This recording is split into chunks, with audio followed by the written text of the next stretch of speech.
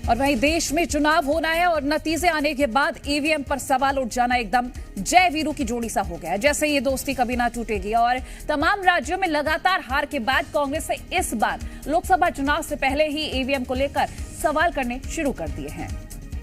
तब एक बार फिर से आम चुनाव से ठीक पहले ईवीएम का जिन बाहर आ चुका है और कांग्रेस के दिग्गज नेताओं ने फिर से ईवीएम के खिलाफ हल्ला बोल दिया है।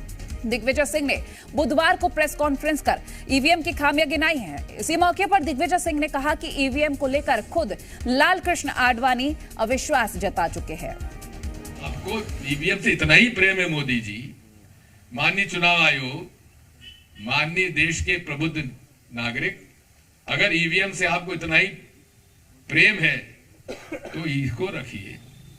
आप तो हमें डब्बे में सील, डब्बे में ढाक वोट डालने के बजाय हमें हाथ में दे दीजिए, हम वहां से उठा के फोल्ड करके और सबके सामने वीवीपैट की वो स्लिप जो है हम मतपेटी में डाल देंगे। और ईवीएम के खिलाफ मोर्चा खोलने वाले पूर्व मुख्यमंत्री दिग्विजय सिंह के समर्थन में कमलनाथ भी आ गए। उन्होंने सोशल मीडिया साइट पर ट्वीट करते हुए लिखा, भारतीय चुनाव प्रक्रिया में ईवीएम मशीन की विश्वसनीयता को लेकर लगातार सवाल खड़े हो रहे हैं। राज्यसभा सांसद दिग्विजय सिंह ने तकनीकी विशेषज्ञों के साथ बुधवार को भोपाल में डमी ईवीएम मशीन में छेड़छाड़ का प्रदर्शन एक पत्रकार वार्ता के जरिए प्रस्तुत किया। वहां मौजूद पत्रकारों ने स्वयं डमी ईवीएम का बटन दबाया और ये पाया कि न सिर्फ वोट संख्या में बल्कि वीवीपैट से प्राप्त होने वाली पर्ची में भी बदलाव किया जा सकता है और इसका सीधा अर्थ यह है कि जो वोट भारत का नागरिक डाल रहा है उसमें छेड़छाड़ की संभावना से इनकार नहीं किया जा सकता है। तो दूसरी तरफ बीजेपी ने कांग्रेस के बयान को लेकर हमला किया है। बीजेपी ने कांग्रेस पर हमला बोलते हुए कहा कि कांग्रेस को सच्चाई स्वीकार कर लेनी चाहिए, जनता कांग्रेस को नकार चुकी है। तो वहीं ईवीएम पर सालों से बहस जारी है। पता नहीं कांग्रेस इस सच्चाई को कब समझेगी कि जनता उसको नकार चुकी है। वो कब तक ईवीएम के ऊपर दोष देती रहेगी, कब तक ईवीएम का रोना रोती रहेगी। सच्चाई को कब समझेगी कि जनता भाजपा के साथ है। कांग्रेस का भ्रष्टाचार वाला चेहरा, कुशासन वाला चेहरा, राम विरोधी चेहरा जनता देख चुकी है और कांग्रेस का देश से सुपड़ा साफ होना। चुनाव में जाने के पहले ही वो हार मान चुके हैं, ये साबित हो चुका है। उनको पूरे हिंदुस्तान में जो माहौल मोदीमय, राममय जो दिख रहा है, इसलिए उन्होंने कहा कि हारने का मुख्य कारण उनको पता है कि हमारे कर्म कैसे हैं, हमने पब्लिक के बीच में क्या काम करे हैं और मोदी जी क्या काम कर रहे हैं। तो ये मैदान में जाने से ही पहले ईवीएम के बारे में बात पहले भी करता है। जहाँ पर इनकी सरकार बनती है वहाँ पर नहीं बोलते हैं, जहाँ पर सरकार नहीं बन पाती है वहाँ पर प्रश्न उठाते हैं। और चलिए अब बात ईवीएम के इतिहास के बारे में कर लेते हैं। 1982 में पहली बार केरल में इसका इस्तेमाल हुआ। 1983 में ईवीएम मशीन पर बैन लगा। 1989-90 में नई मशीनों का निर्माण हुआ। 1998 में दोबारा ईवीएम से चुनाव हुआ।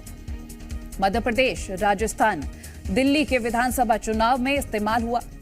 मध्य प्रदेश के 5, राजस्थान के 6 और दिल्ली के 6 क्षेत्रों में चुनाव 2004 में देश भर 17.5 लाख मतदान केंद्रों पर चुनाव हुआ। 2004 के बाद से देश में ईवीएम से चुनाव हो रहे हैं और लगातार ये चुनाव होते रहे हैं। जी मीडिया संवाददाता आकाश द्विवेदी हमारे साथ लाइव जुड़ गए हैं। आकाश, ईवीएम को लेकर लगातार सवाल खड़े होते हैं। जहां विधानसभा चुनाव में कांग्रेस को करारी हार मिली, अब उससे पहले ही, अब अगर हम बात करें लोकसभा चुनाव को लेकर, तो उससे पहले ही कांग्रेस ईवीएम को लेकर काफी सवाल खड़े कर रही है। बिल्कुल, लोकसभा चुनावों के ठीक पहले कांग्रेस पार्टी ने ईवीएम के खिलाफ मोर्चा खोल दिया और ईवीएम को सवालों के घेरे में खड़ा किया है। दरअसल मध्य प्रदेश के पूर्व मुख्यमंत्री और कांग्रेस के दिग्गज नेता दिग्विजय सिंह ने आज एक प्रेस कॉन्फ्रेंस की और इस प्रेस कॉन्फ्रेंस में न सिर्फ उन्होंने ईवीएम पर सवाल खड़े किए बल्कि पत्रकारों को ईवीएम में जो वोटिंग की प्रक्रिया है उसका डेमो भी करके दिखाया। दिग्विजय सिंह ने कहा है कि उन्हें चुनाव आयोग पर विश्वास नहीं है, चुनाव आयोग पर भी सवाल दिग्गी ने खड़े किए हैं। ये कहा है कि ईवीएम में जो सॉफ्टवेयर डाला जाता है वो सॉफ्टवेयर अब तक पब्लिक डोमेन में नहीं है। सॉफ्टवेयर समेत अलग अलग पार्ट्स विदेशों से आते हैं। ऐसे में मतदाता ये तय नहीं करेगा कि सरकार किसकी होगी, बल्कि ये सॉफ्टवेयर तय करेगा। चुनाव आयोग से जब इस बात की शिकायत की जाती है तो चुनाव आयोग ये कहता है कि अगर सॉफ्टवेयर पब्लिक डोमेन में रखा गया तो इससे खतरा हो सकता है। ये दिग्विजय सिंह कर रहे हैं और इसी के हवाले से कह रहे हैं कि मतदाताओं की वोटिंग के साथ छेड़छाड़ हो सकती है। यह कांग्रेस को आशंका है और यह सवाल आज नहीं, इसके पहले भी विधानसभा चुनावों के ठीक पहले दिग्विजय सिंह ने ईवीएम को लेकर कई बड़े सवाल खड़े किए थे और वोटिंग होने के बाद भी लगातार कांग्रेस पार्टी ईवीएम को दोषी ठहराती रही है। लाल कृष्ण आडवाणी समेत तमाम अन्य बीजेपी नेताओं का भी हवाला दिग्गी ने अपनी प्रेस कॉन्फ्रेंस के दौरान दिया और यह कहा है कि अगर केंद्र को ईवीएम से इतना प्यार है तो जो वीवीपैट से पर्चियां निकलती हैं उन पर्चियों को हमें बैलेट बॉक्स में डालने की अनुमति दी जाए, यानी कि मतदाता को यह अनुमति दी जाए कि वोटिंग के बाद जो पर्ची निकली उसे फोल्ड करके बैलेट बॉक्स में डाले।